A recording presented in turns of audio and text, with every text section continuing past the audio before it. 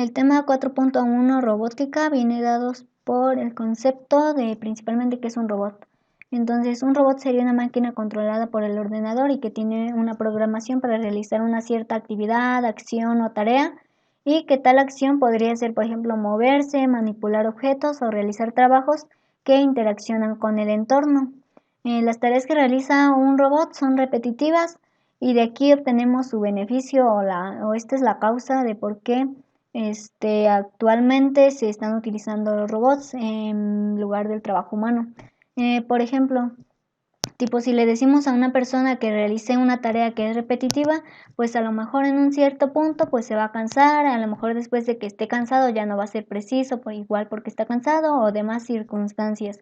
Entonces aquí es donde vienen los robots y igual realizan estas tareas que son repetitivas, pero lo hacen de forma, como dice aquí, más rápida, barata y precisa. Como viene en su programación, pues va a estar realizando esta acción una y otra vez las veces que nosotros lo solicitemos o que sea necesario. Después es igual más barato esto y también es más preciso porque, por ejemplo, si le decimos si le programamos a un robot que se mueva en una cierta dirección, o en un cierto ángulo, todas las veces que realice esa acción, pues se va a mover precisamente o exactamente en ese punto. No va a haber ninguna vez de que se mueva un poco antes o después porque viene en su programación.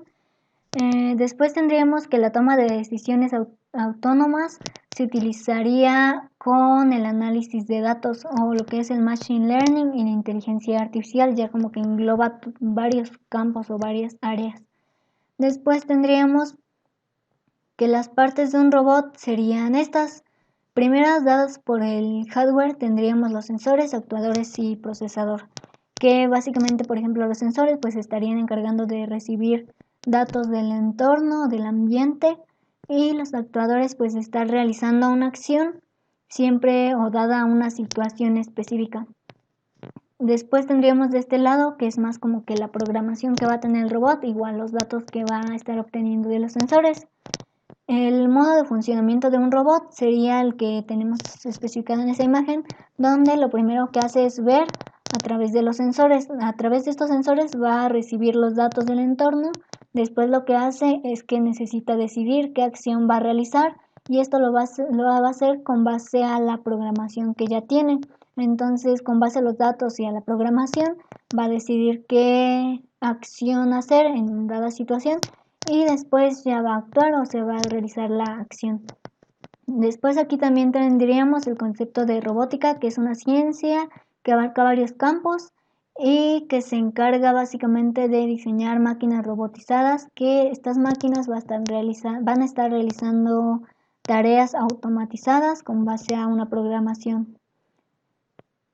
Después tendríamos un poco de antecedentes. Tenemos que en 1942 se dan las leyes de la robótica por Isaac Asimov y en resumen estos nos dicen que un robot no puede dañar al humano y después que un robot debe de obedecer las órdenes del humano, pero cuando no se interfiera o no se entre en conflicto con la primera ley. Y por último que el robot debe proteger su existencia propia siempre y cuando igual no se interfiera o no se entre en conflicto con estas dos leyes. Igual tenemos que en 1920 Karel Capek da el término de qué es un robot y con base al término de robota, que nos quiere decir que realiza un trabajo forzado.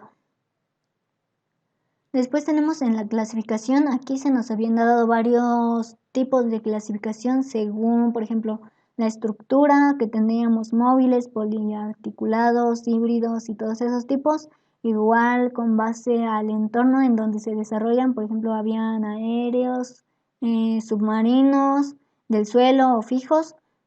Y también por generaciones que eran los manipuladores, los de aprendizaje, los de control sincronizado.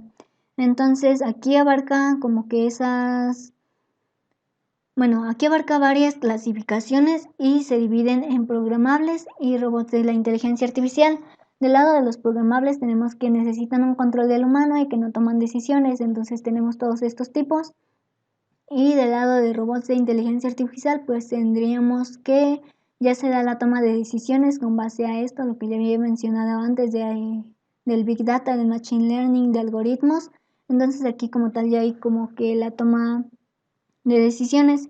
Igual tenemos estos tipos, por ejemplo, viéndolo desde el punto del Internet de las cosas, con base a igual a sensores o lo que sea, pues se va a estar recibiendo datos y pues se va a estar realizando una acción.